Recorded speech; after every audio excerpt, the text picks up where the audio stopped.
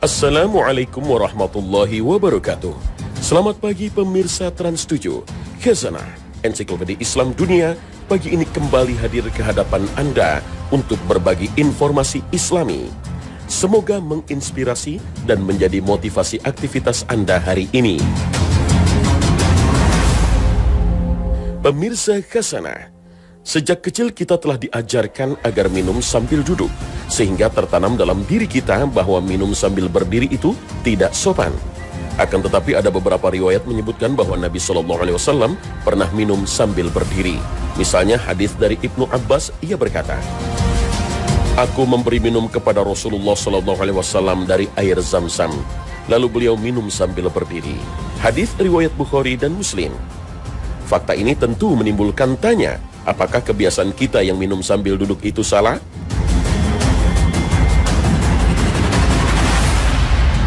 Tentu saja tidak salah. Justru kebiasaan yang telah diajarkan orang tua agar makan dan minum sambil duduk sesuai dengan petunjuk Nabi SAW. Karena dalam banyak kesempatan justru Nabi melarang umatnya makan dan minum sambil berdiri. Dalam riwayat Anas bin Malik dia berkata, Nabi SAW melarang minum sambil berdiri. Qatadah berkata, lalu kami bertanya, kalau makan? Beliau bersabda, itu lebih buruk dan keji. Hadis riwayat Muslim. Rasulullah juga pernah menegur seseorang yang sedang minum sambil berdiri. Kemudian beliau bersabda, muntahkanlah. Lelaki itu bertanya, mengapa? Rasulullah menjawab, apa kamu suka minum bersama kucing? Lelaki itu menjawab, tidak. Kemudian Rasulullah SAW bersabda, sesungguhnya telah minum bersamamu sesuatu yang lebih buruk daripada itu, yaitu setan. Hadis riwayat Muslim. Bahkan hadis ini juga muncul dengan lafaz lain yang berbunyi, jika orang yang minum sambil berdiri mengetahui apa yang ada di dalam perutnya, tentu dia akan memuntahkannya. Fakta-fakta hadis ini cukup membingungkan, karena Nabi pernah minum sambil berdiri. Tapi dalam beberapa kesempatan lain, Nabi malah melarang umatnya minum dan makan sambil berdiri. Mana yang benar? Minum sambil duduk atau sambil berdiri? Lalu bagaimana kita memahaminya jika ada hadis-hadis yang tampak kontradiksi saling bertentangan ini?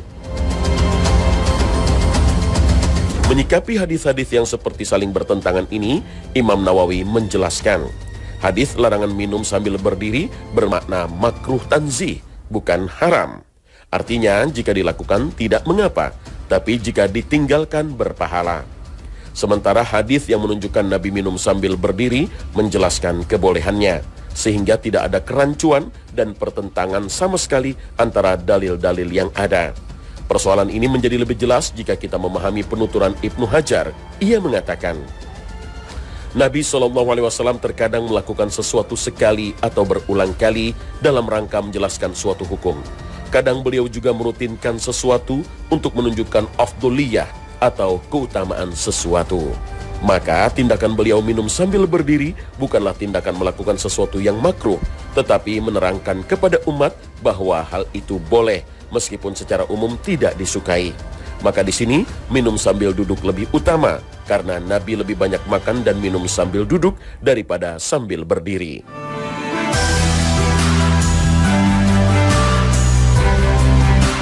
Sebagian ulama ada yang menjelaskan bahwa khusus minum air Zam-Zam dianjurkan sambil berdiri, berdasarkan hadis Ibnu Abbas yang memberi air Zam-Zam kepada Nabi, lalu Nabi meminumnya sambil berdiri. Pendapat ini berasal dari sebagian ulama mazhab Hanafi. Dikatakan bahwa kebiasaan Nabi minum air sambil duduk menunjukkan hal itu sunnah dilakukan. Tetapi Zam-Zam seharusnya dibedakan dari air biasa, yaitu dianjurkan diminum sambil berdiri. Alasannya supaya orang-orang minum air Zam-Zam sebanyak mungkin dan itu bisa dilakukan dengan berdiri. Pendapat ini dibantah oleh mayoritas ulama bahwa minum air Zam-Zam dan air biasa sama saja, tidak ada bedanya. Meminum kedua air ini tetap disunahkan sambil duduk. Beberapa ulama Maliki dan Hambali bahkan sangat longgar dalam hal ini. Menurut mereka, tidak ada kesunahan atau kemakruhan dalam minum air Zam-Zam dan air biasa. Artinya, minum sambil duduk boleh dan sambil berdiri juga boleh. Bukan sunnah dan bukan pula makruh. Sebab, Nabi SAW melakukan keduanya. Hal ini berdasarkan kesaksian seorang sahabat Nabi SAW yang menuturkan, "Aku pernah melihat Rasulullah SAW minum sambil berdiri. Begitu pula pernah dalam keadaan duduk." Hadis riwayat Tirmizi. Akan tetapi dalam mazhab Syafi'i, minum air zam-zam maupun air biasa dianjurkan agar dilakukan sambil duduk. Adapun minum sambil berdiri dibolehkan dalam keadaan tertentu, seperti ketika tidak menemukan tempat duduk. Jika tidak dalam keadaan terpaksa, maka minum sambil berdiri hukumnya makruh. Mengapa demikian? Karena hadis dari Anas yang menyebutkan larangan minum sambil berdiri merupakan hadis sunnah qauliyah atau ucapan. Sedangkan hadis dari Ibnu Abbas tentang Nabi minum sambil berdiri adalah hadis sunnah fi'liyah atau perbuatan. Ketika dua jenis hadis ini berbenturan, maka yang menjadi landasan hukum adalah hadis sunnah ucapan atau qauliyah. Karena hadis sunnah perbuatan berperan menjelaskan maksud dari hadis sunnah ucapan yang sebenarnya.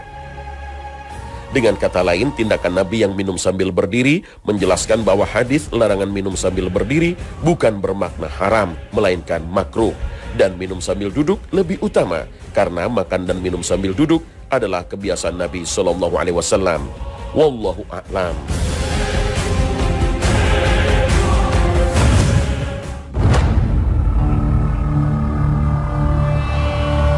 Pemirsa Khazanah,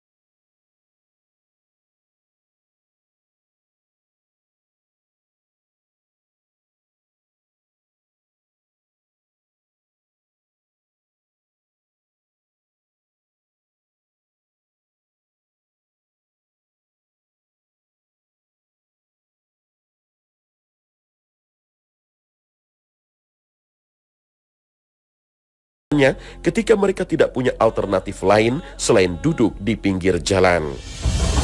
Akan tetapi Rasulullah menetapkan beberapa syariat dan etika bagi mereka yang suka duduk-duduk di pinggir jalan atau nongkrong, agar menjaga pandangan terhadap lawan jenis, menghindari maksiat, tidak mengganggu orang yang lewat, menebar kebaikan, serta mencegah kemungkaran.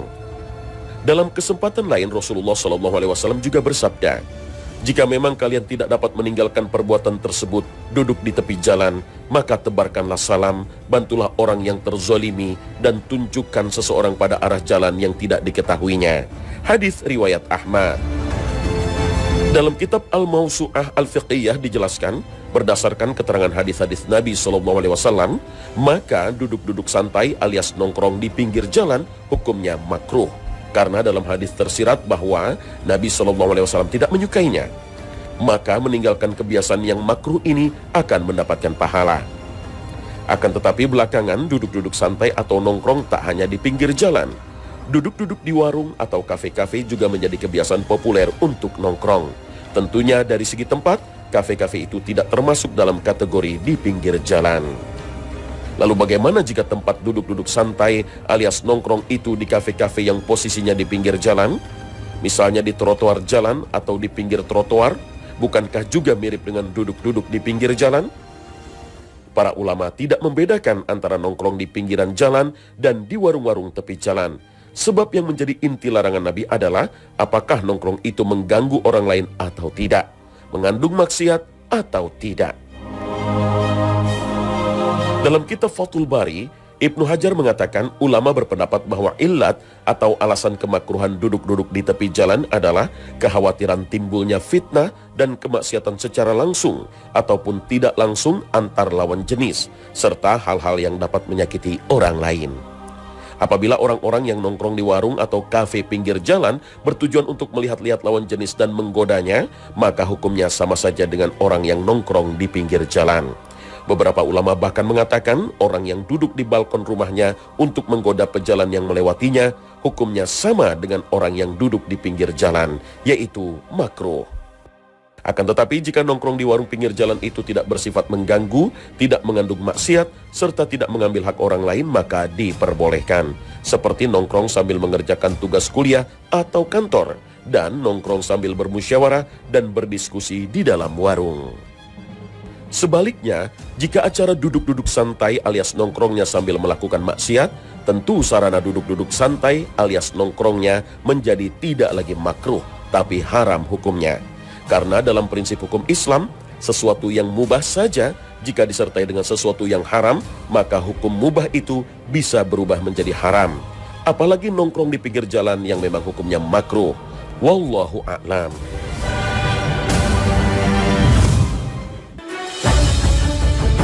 Pemirsa Khazanah, puasa merupakan ibadah yang sangat istimewa, dapat memperbaiki jiwa, meninggikan derajat, memotivasi untuk mendapatkan hal-hal yang terpuji, dan menjauhkan diri dari hal-hal yang merusak, memperkuat kemauan, meluruskan kehendak, memperbaiki fisik, menyembuhkan penyakit, serta mendekatkan seorang hamba kepada Allah Subhanahu wa Ta'ala.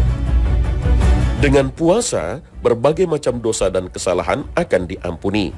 Berbagai kebaikan akan semakin bertambah dan kedudukan pun akan semakin tinggi. Pahalanya bahkan tak terkira yang hanya Allah Subhanahu wa Ta'ala yang tahu. Karena Allah Subhanahu wa Ta'ala sendiri yang memberikan pahalanya. Di surga bahkan Allah Subhanahu wa Ta'ala menyediakan pintu khusus bernama Ar-Rayyan bagi orang-orang yang senang mengamalkan ibadah ini. Pelaksanaan waktu ibadah yang satu ini sudah diatur dengan jelas dalam syariat agama. Kewajiban puasa Ramadan disunahkan pada waktu-waktu tertentu pula, seperti puasa Senin Kamis, puasa tanggal 9, 10, dan 11 di bulan Muharram, puasa Syawal, puasa Arafah, puasa Ayyamul Bayd, yaitu tanggal 13 hingga 15 setiap bulan Qamariyah, dan puasa sunnah lainnya. Tidak semua waktu bisa dilakukan, akan tetapi ada waktu-waktu yang dilarang melakukannya. Lalu kapan waktu-waktu yang dilarang berpuasa? Berpuasa yang khusus dilakukan pada hari Jumat, berdasarkan hadis Nabi SAW. Janganlah seorang dari kalian berpuasa pada hari Jumat, kecuali ia berpuasa juga sehari sebelum atau sesudahnya. Hadis riwayat Bukhari dan Muslim. Nabi SAW juga bersabda, janganlah kalian khususkan malam Jumat dengan sholat malam tertentu yang tidak dilakukan pada malam-malam lainnya.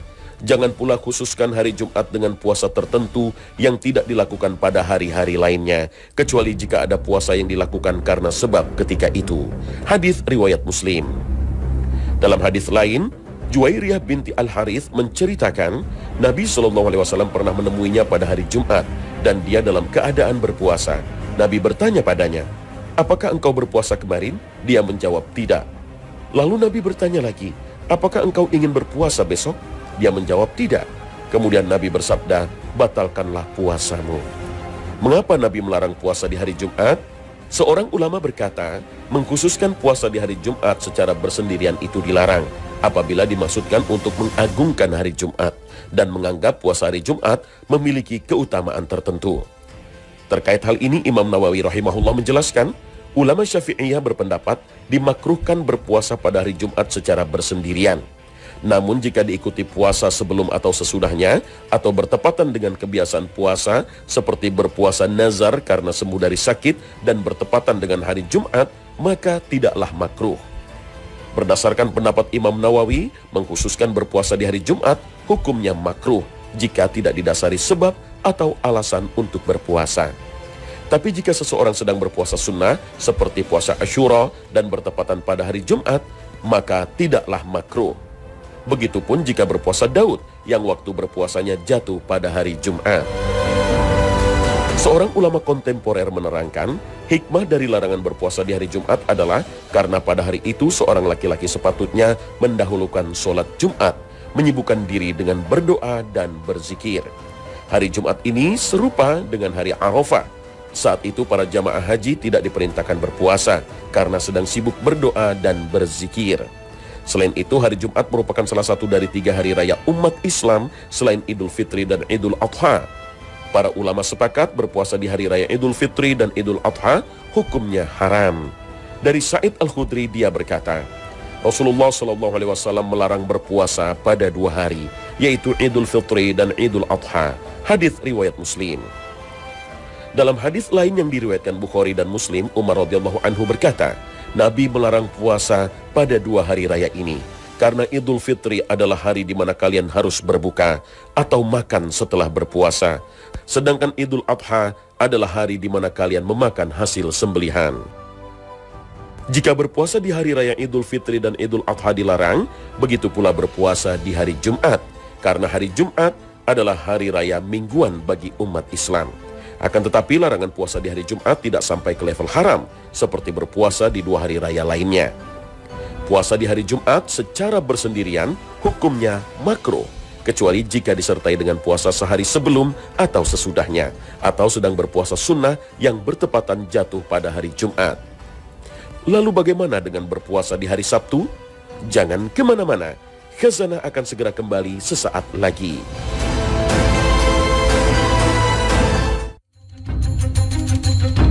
Pemirsa Khazanah, selain larangan berpuasa di hari Jumat, waktu lain yang diharamkan berpuasa adalah hari Sabtu. Hal ini berdasarkan sabda Nabi SAW. Janganlah kalian berpuasa hari Sabtu, kecuali untuk puasa yang Allah wajibkan. Jika kalian tidak memiliki makanan apapun selain kulit anggur atau batang kayu, hendaknya dia mengunyahnya. Hadis riwayat Abu Daud dan Tirmizi.